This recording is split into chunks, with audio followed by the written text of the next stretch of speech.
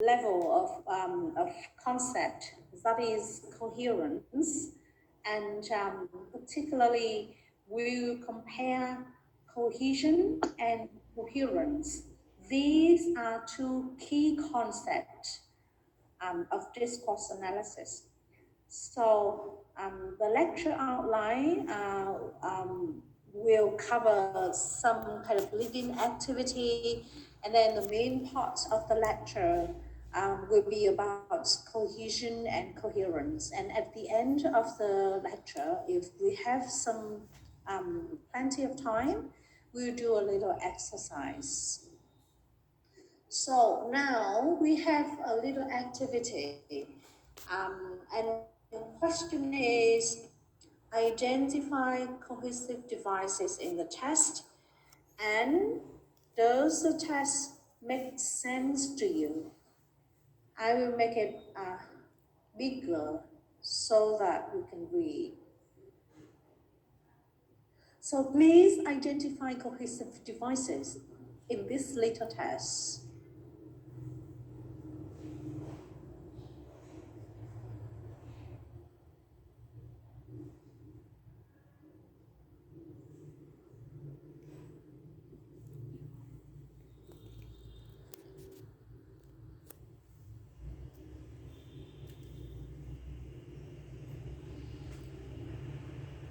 I think you still remember the devices, which called cohesive devices, that include reference, substitution, ellipsis, conjunction, and lexical cohesion. So in the test, there's not necessarily all the devices to be used. For example, in this little test, starting from Hale knew before he had been in prison 3 hours that they meant to murder him. They made the dreadful roll in the morning when it was feeding time. With a team of officers, he went about inspecting the place this morning. No wonder reviewers have singled it out for a special claim. Can you identify, or do you see some kind of reference device? Can you tell me an example of reference?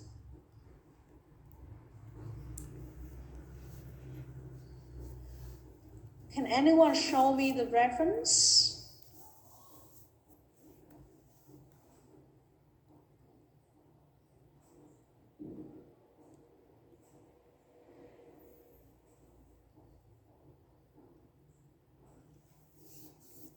Can anyone? Is there an example of reference in this? Alan and he. Okay, Hale and he. Good. Hale and he. He in sentence 3. With a team of officers, he went about inspecting the place this morning. Do you see some kind of repetition? Or do you see some kind of lexical cohesion?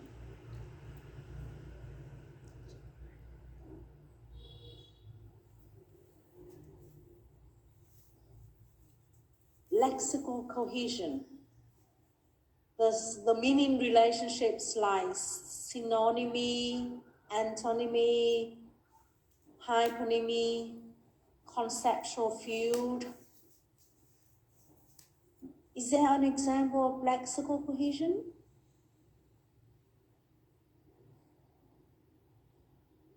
The morning is a repetition. Good, yeah, morning is the repetition. Good. Yeah. Okay, anything about lexical cohesion?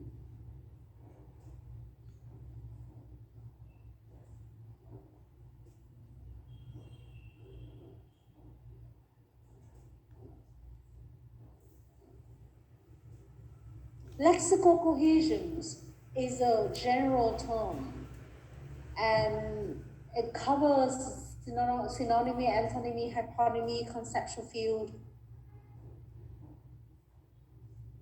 So do you think murder, dreadful, inspect, special acclaim, do you think they can relate or relevant to each other in a kind of meaning? Murder, dreadful, officials, inspect.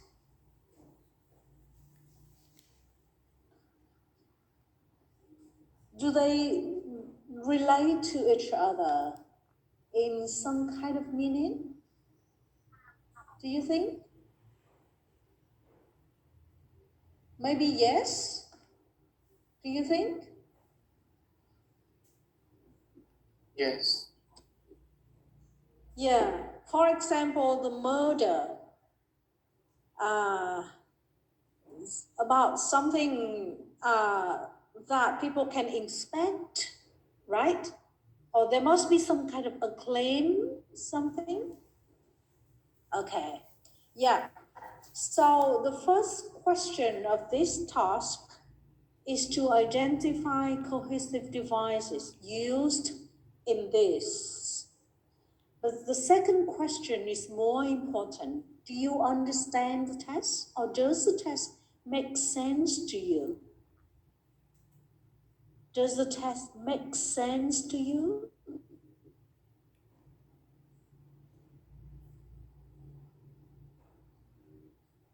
When I ask, do you understand the test? Possibly yes, we can understand. The meaning may come from individual meanings or meanings of components within the test, but the question makes sense is more important. Makes sense here is a precise word. Does the test make sense to you? Tell me yes or no.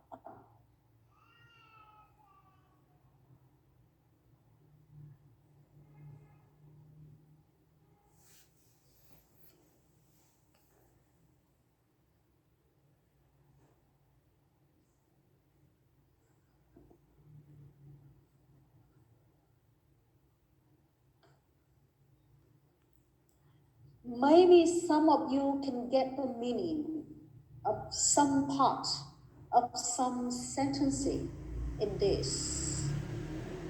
But if you read the first few sentences, the following test is invented. In fact, it is made up of sentences from different tests. Yet, it has some superficial features of cohesion. So, I'm trying to say you may or may not understand this test. But the more important question, this test does not make sense because this test is invented. It's not the authentic test that comes from an authentic book, for example. But the author of this book, picks up random sentences from random tests or from different tests, and they try to put them together. But still, we can see they have some kind of superficial features of cohesion, like Hill in the first sentence, and he in the third. Maybe that reference, or the morning and morning, that's repetition, or murder and dreadful and inspect and acclaim, they may be lexical cohesion, but just superficial features of cohesion. They are not real. Okay? They're not real cohesive devices. So the thing is, even when these sentences have some kind of cohesion, it doesn't make sense. So when you use the word make sense, remember that makes sense to someone, to a particular reader. And if we say understand the text, so it's slightly different because the meaning of the text can come from the meaning of sentences or the meaning of words within the sentence. So we say this text doesn't make sense. Okay? That's the first activity. Now let's move to the second activity. For this activity, the task is easy. Oops, sorry.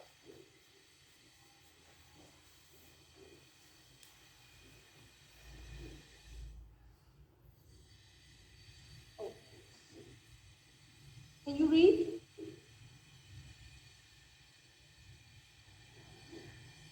This is a matching exercise. So please match sentences in the right column with sentences in the left column.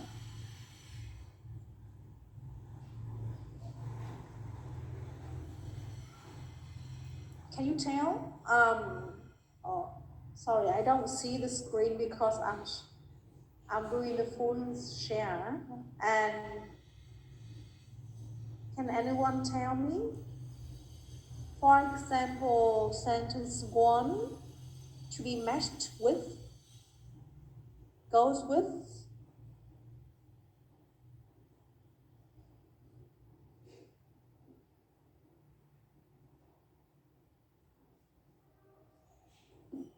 I don't see your answer because it's the full screen share. Sorry.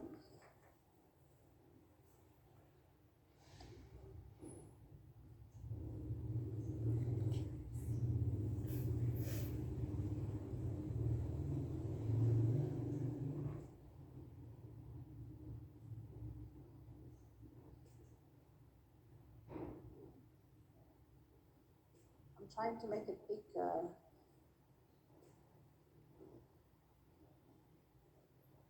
Is that better?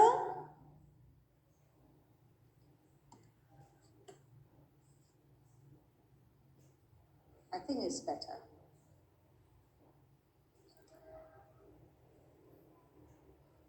Sentence 1 goes with what? That's very easy. 1 with.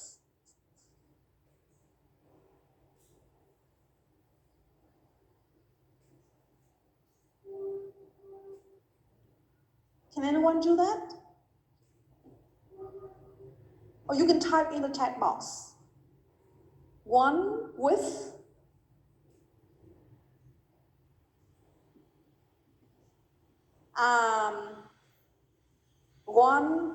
One B,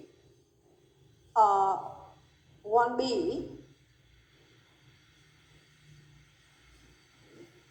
1E, okay, 1E, yeah, okay.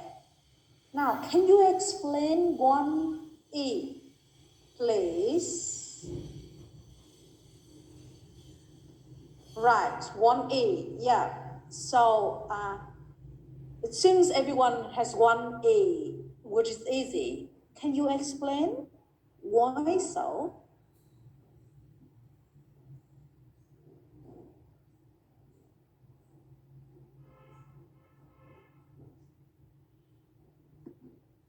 Why 1E?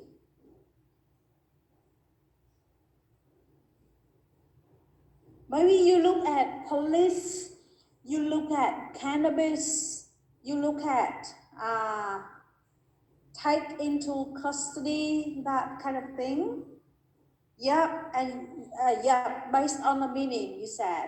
So we have a few words which are relevant, like police, cannabis, braid, take into custody. Okay, good. That's one E. Two, custody. Yes. Two,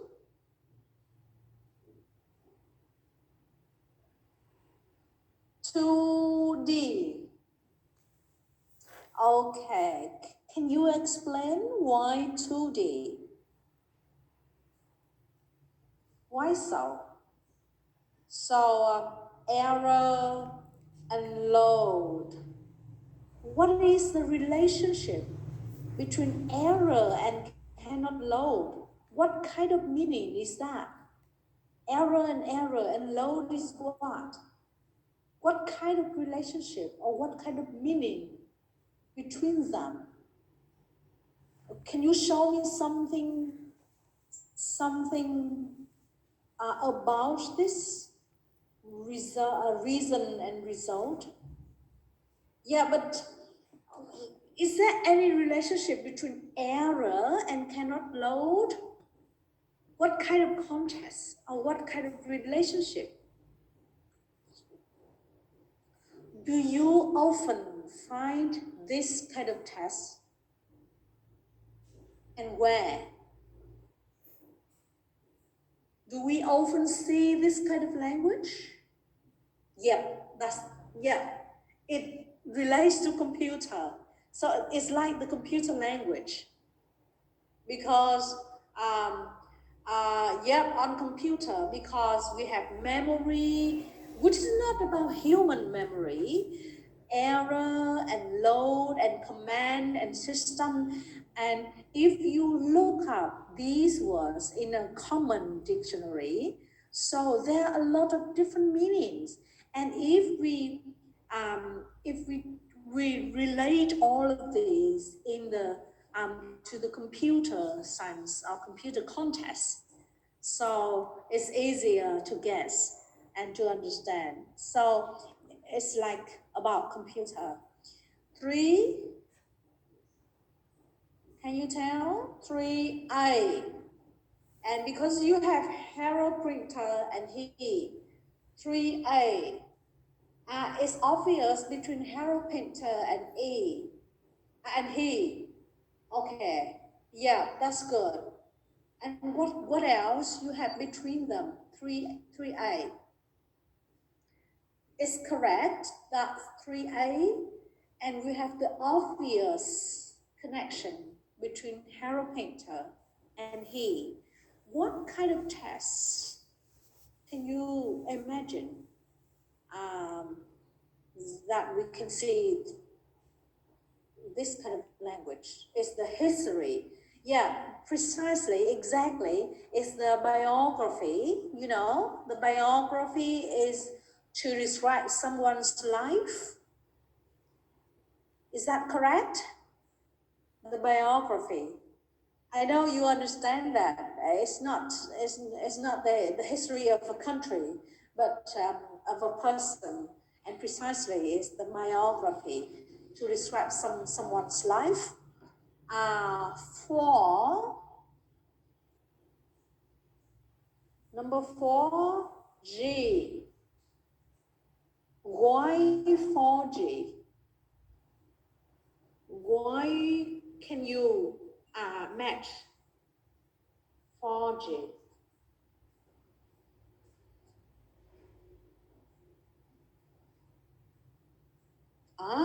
You have write versus copies. But do you understand 4G, the meaning? And can you imagine the situation of 4G?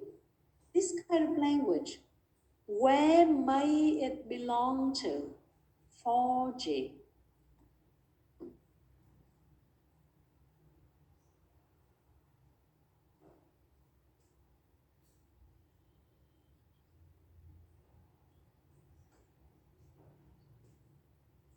Can someone tell me the meaning or translate this sentence into Vietnamese if you understand that?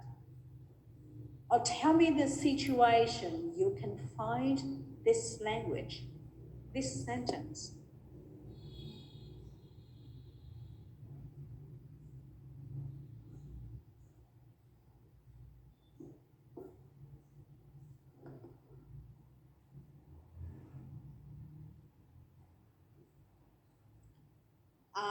Someone say, oh, okay. Hãy viết thật cẩn thận, bạn cần phải viết 6 bảng như vậy. Yep. Now, can you tell me the situation where we may find this kind of sentence? Where does it come from?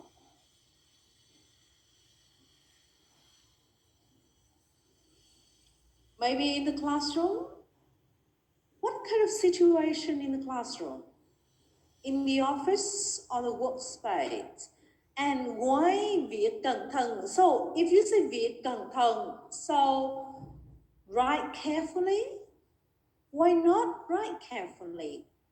Please write carefully. You are making 6 copies. Why not carefully? For meeting. What kind of meeting is that, Tuấn Anh? What kind of meeting? Can you explain the situation? And if write carefully, does that make sense? Hãy viết thật cẩn thận. Minh Phương, can you tell? Dạ, em nghĩ firmly ở trong trường hợp Mỹ Hằng có nghĩa là in a way that it's not become loose, tức là mình viết rất là khoảng cách chữ của mình á, nó không bị rộng quá, nó cũng không bị chặt quá, nó thể là như vậy. But why so when you are making 6 copies? Cái khoảng cách chữ không bị rộng quá, không bị chặt quá là sao mà firmly? I still don't understand it very well. Sorry. Kiểu đây là một bài báo cáo cho một cuộc họp, rồi xong phải viết cẩn thận để mà cho khách hàng và đối tác đọc được cái bức, phải đáp đáp 6 bạn. So is that carefully? I don't think it's carefully. What does firm here mean? Strongly or what? I don't see any relationship between firm and careful or cẩn thận or that kind of thing. So please write carefully.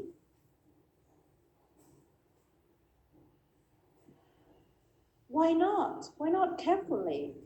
I still don't see the relationship between firmly and carefully if you translate that into Vietnamese. And in a meeting, for example, as you said, because you are making 6 copies, which is very important, so please write carefully. But here it's firmly. I guess cái kiểu giống như bạn nên là nháp 6 cái, làm sao cái bạn copy để mà nháp rồi, nhưng mà mình chưa chịu viết luôn bài viết này, cho nên là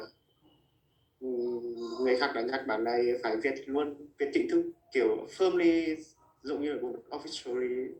Oh, okay. So because you are making 6 copies, is that 6 copies for 6 times or 6 copies for 1 time? You are making 6 copies. If you say so, right. Maybe this is not the first time and the 6th time, for example.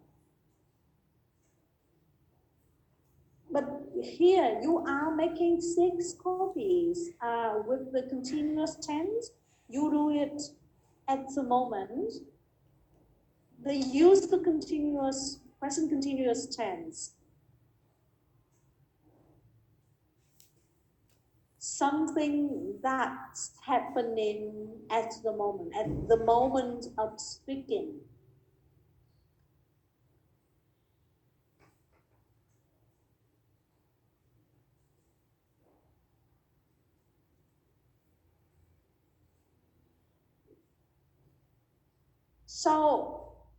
So I'm not telling you the meaning yet. Now, I think the situation that when you are in a meeting and you need to write it very correctly or very carefully because you are writing, this is the official copy, not the draft. So it's just one copy at a time, if you say so. But here, you are making 6 copies at one time. I still don't understand, and I'm not very happy with that translation.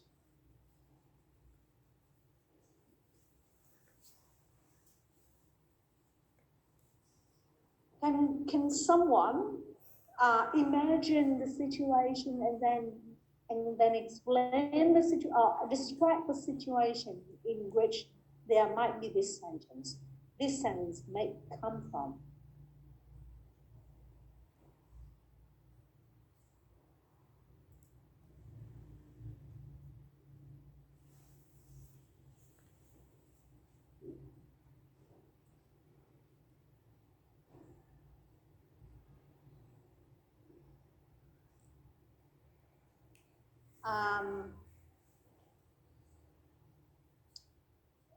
So copies mean mistake.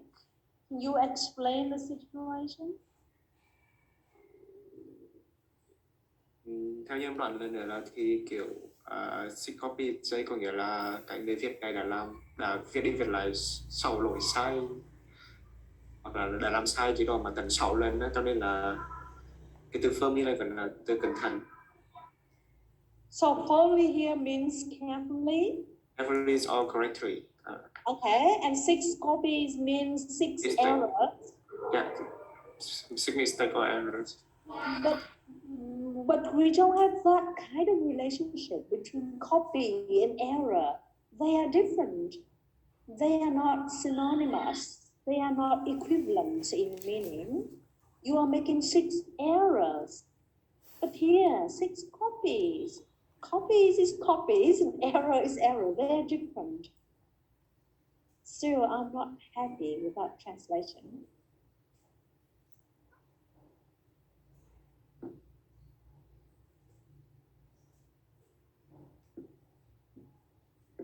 Anyone else? Just imagine, where can we find this language, this sentence? Where is that? Now, okay, let me just give you, okay, like this.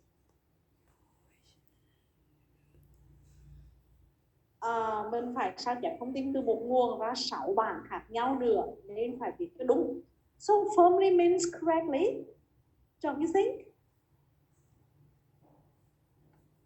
Okay, let me just give you a hint. Do you go to the bank?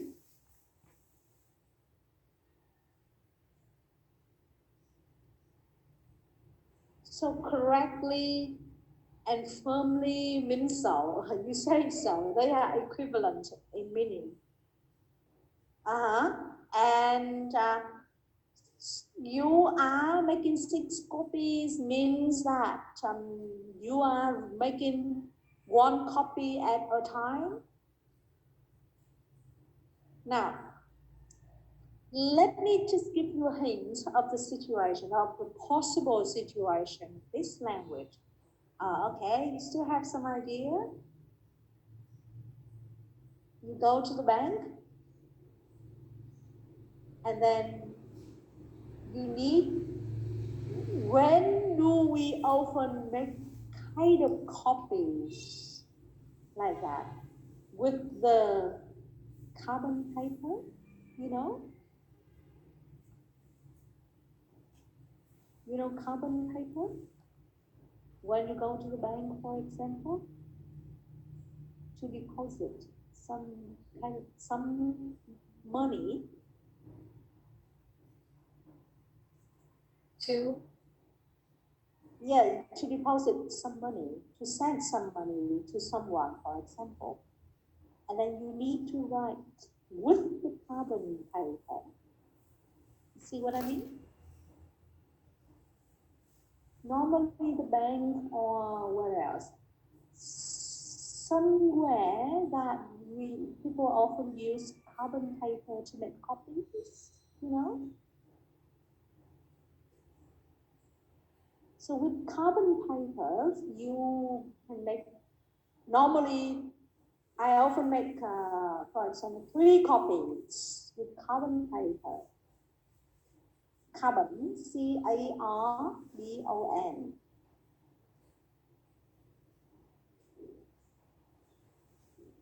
And now, because you are making 6 copies, you need to make 6 copies using the carbon paper. So you need to write what? In Vietnamese? Do you understand the situation with my hint?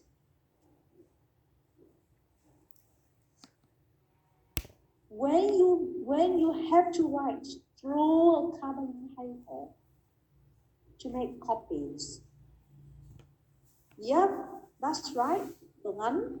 So with that kind of paper, we need to write, the Vietnamese word for that is what? Not correctly, not carefully. When you need to write, to make 6 copies, just write one time, but you are making 6 copies with carbon paper. You need to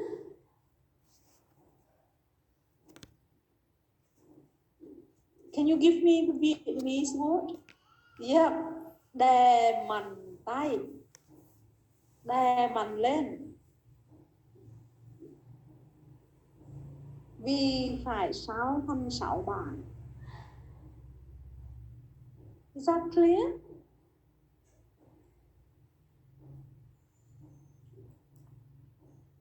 So, I mean, for this sentence, for this kind of making sense of the language, we need to imagine the situation when the language is used, when the situation that the language belongs to. Okay, and I will explain later shortly. 5. Sentence 5. With F. Okay, and please explain why so. 5F. Why?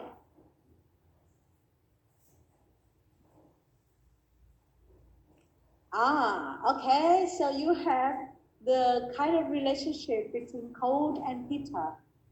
So heater is a little machine, possibly, that heats up the environment, the atmosphere, when it is cold. Okay, what else? And again, where may this text come from or belong to? Yeah, so you have kind of obvious, yes, that the piece of egg. And what is the advertisement?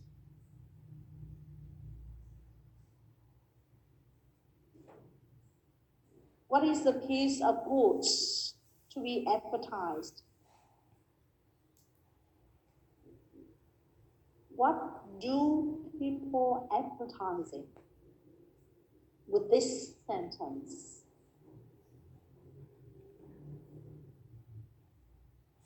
What do they sell? Okay, they sell the heater. Very good. And what kind of heater is that? This is the plant heater, you know? Okay, that's a kind of British-made paraffin heater for plant. Now just imagine in very cold countries like Canada or parts of the United States, during winter months, plants can hardly survive outdoor under the very cold weather. And people normally bring plants indoor, okay? And garage or greenhouse is the common place that people often keep the plants, keep them indoors. But even indoor, when people go on holiday, for example, or go somewhere for up to 2 weeks or 17 days, even indoor, the plants may die because it's so cold. So the goods to be advertised here is the heater for plants that you can put it in the garage or in the greenhouse to keep the chill off your plants. You understand? Okay? So they are selling plant heater. And the thing is, we need some kind of background, social cultural background, to understand the context. Because in a tropical country like in Vietnam, we don't use plant heater. We never use them, a heater for plant, because it's very hot here in our country. So it could be very unfamiliar to all of us because of the social cultural background. So what I'm trying to say, we need to imagine, or we need to have some kind of background to understand this test. Okay? Number 6 goes with C. Good. Okay. It's easy to all of us. 6C. And if I ask the situation, it's also easy to you. What is the situation? Where do you find this test? 6C. Where do you find it? Where does it belong to?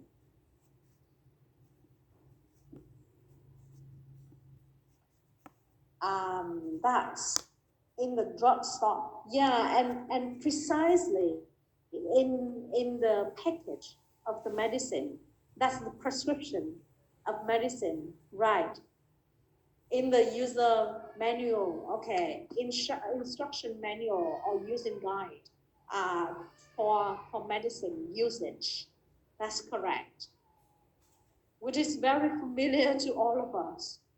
And 7, obviously with the remaining B. But please explain why 7B or what kind of situation is that? 7B. What kind of situation is that? Where can you find this language?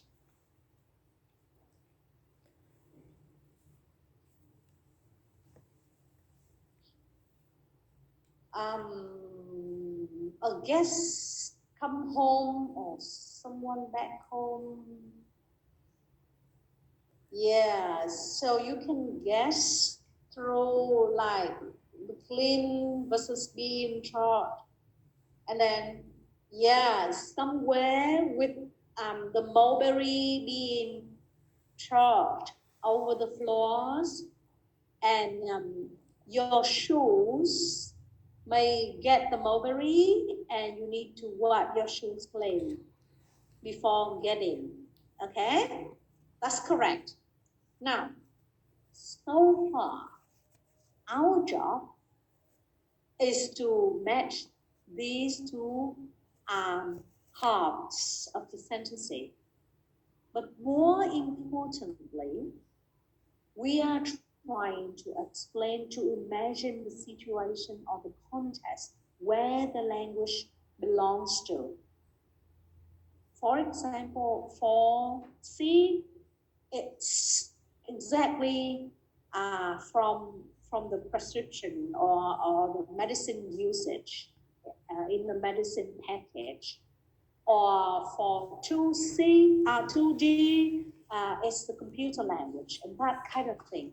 And for some other sentences, we need to bring our knowledge or background, like 5F, for example.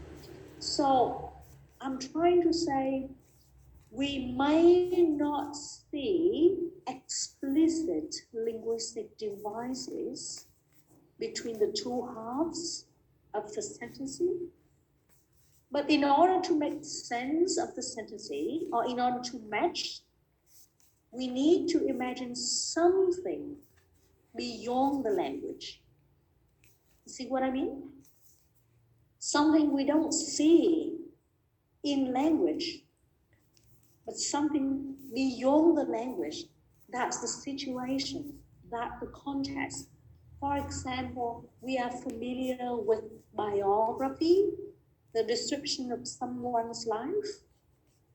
So we can easily match 3A. We are very familiar with a computer, and that's why we can easily do 2C or 2D, for example.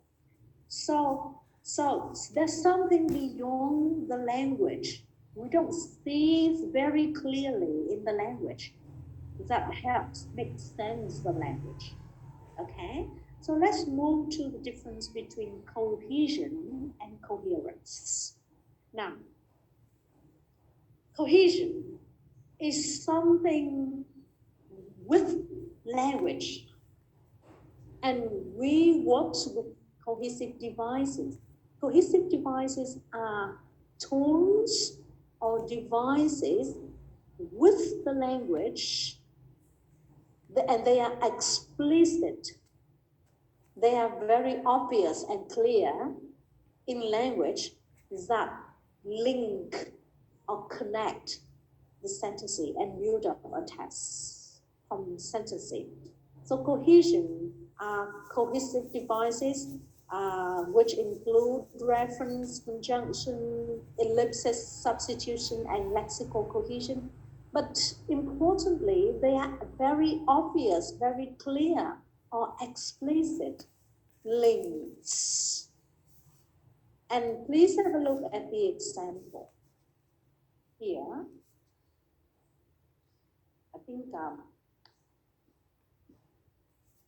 I need to bigger. So, example 1, the Egyptians and the Assyrians were carrying standards over 5,000 years ago. They were poles topped with metal figures of animals or gods. Now let's move to sentence 2. And there's a little change, a little difference. Some 5,000 years ago, the Egyptians and the Assyrians were carrying standards. These were poles topped with metal figures of animals or gods. Tell me, which one is clearer in meaning? 1 or 2?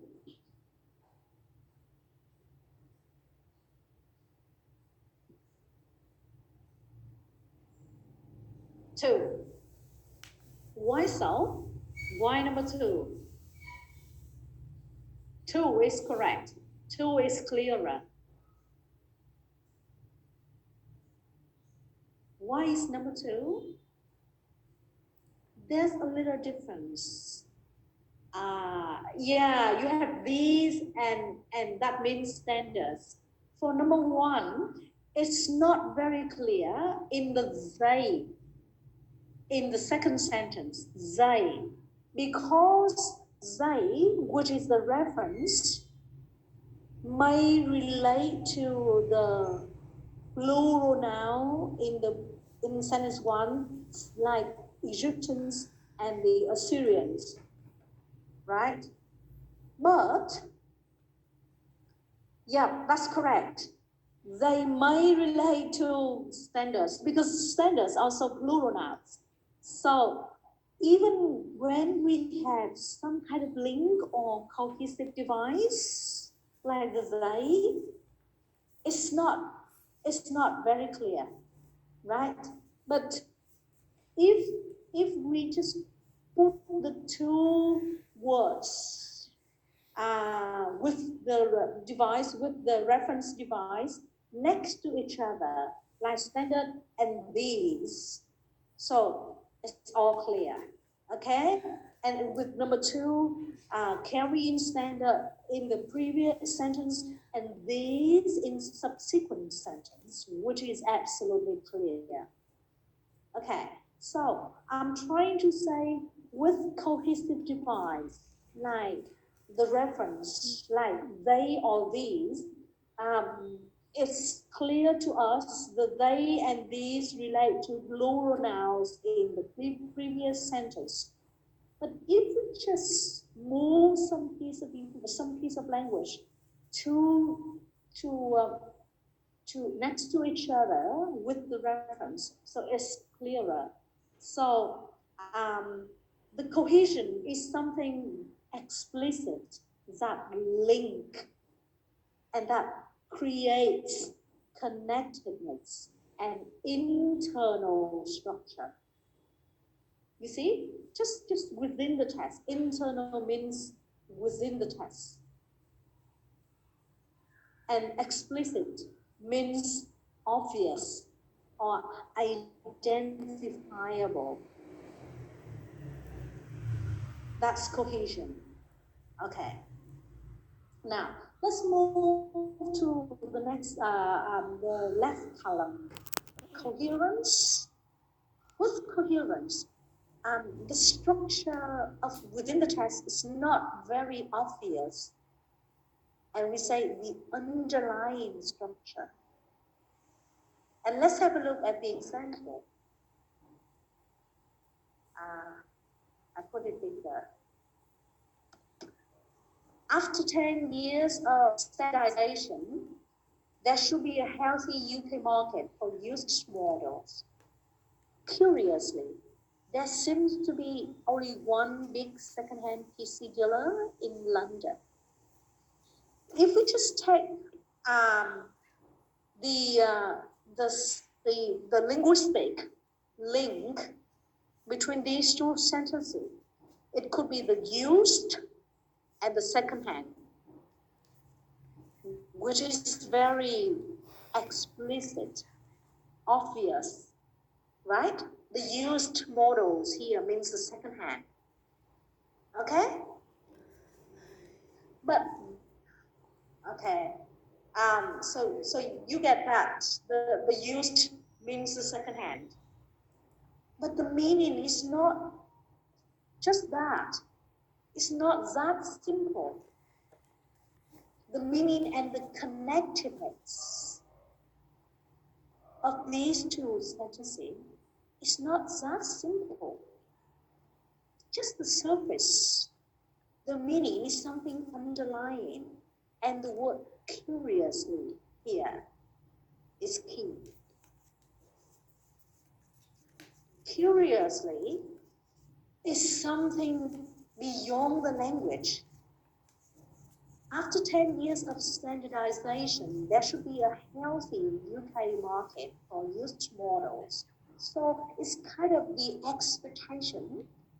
There should be a healthy UK market, like the expectation. People expect so. Curiously means that, means like you expect, and then you don't get that, because when you expect high, so that's a common thing. When you expect a lot, or when you expect high, normally you may become disappointed or get shocked because of the reality. Okay, so the curiously means the writer's attitude with the UK, with the reality of UK market for used models. Okay, there seems to be only one in London, just one. I'm so curious. Why so? I'm very disappointed or shocked. You see what I mean? So the underlying structure of this test or these just two sentences is something that beyond language. Just the word curiously, something that relates to the reality as well. Okay, so if you just analyze the two explicit links, that's the used and the second hand. It's not that simple, and it's not the meaning, the key meaning. The key meaning here is the underlying structure,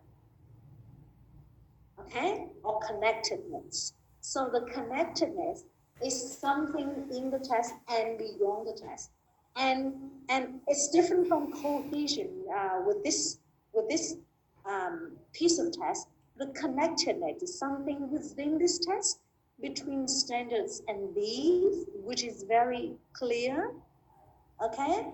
But coherence is the relationship between the language and the context.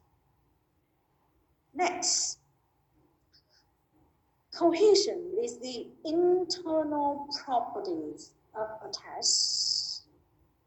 Oh, there's something in the waiting room. Okay. Cohesion is something internal.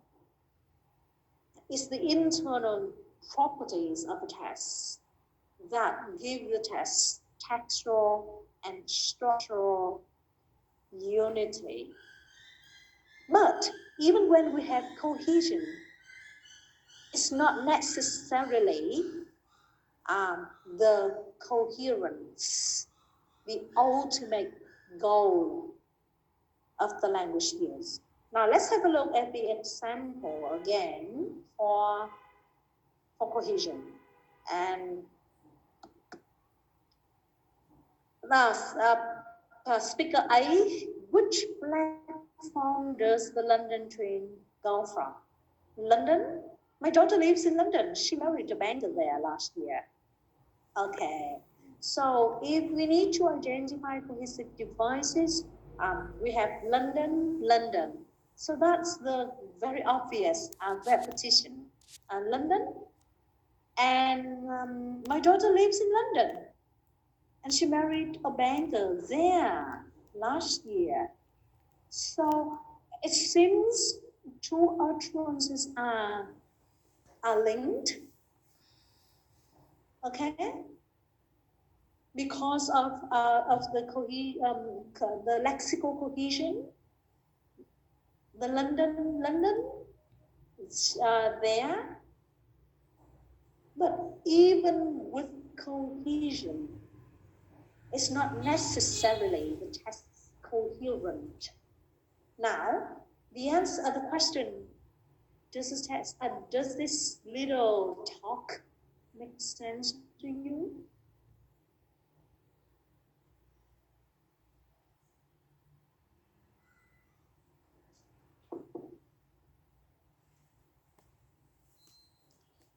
These two utterances, even with very explicit linguistic link, that's the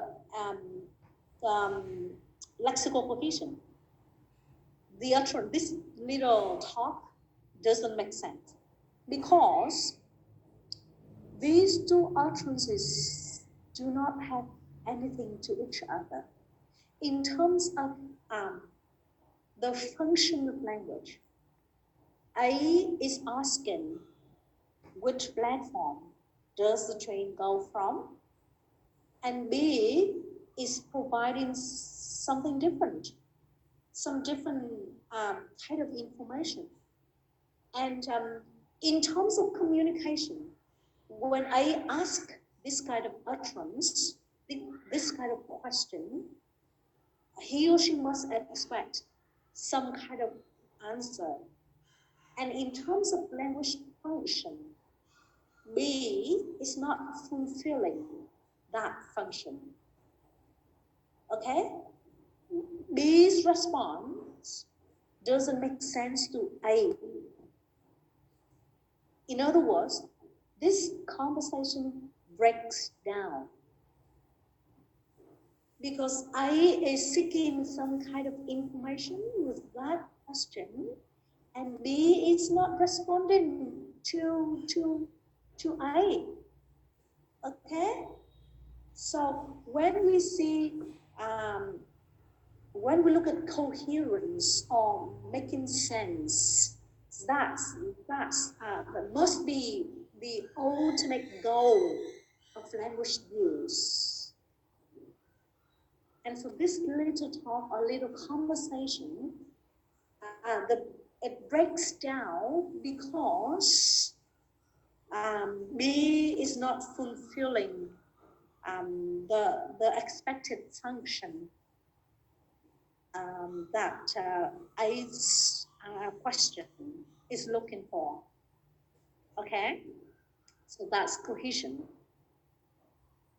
And even with cohesion, the test is not coherent, possibly.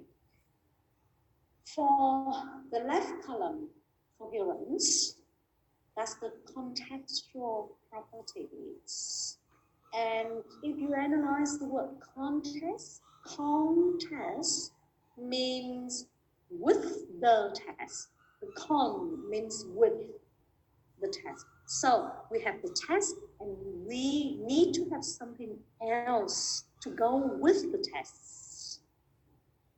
So contextual properties is the way in which the text relates and makes sense in the situation that it occurs. Now let's have a look at this little example. That beautiful, I'm in the bus. Okay. This one. That's the fall. I'm in the bus. Okay. If we need to identify linguistic devices, in A, that's the fall. In B, I'm in the bus. They have nothing to do with each other in terms of linguistic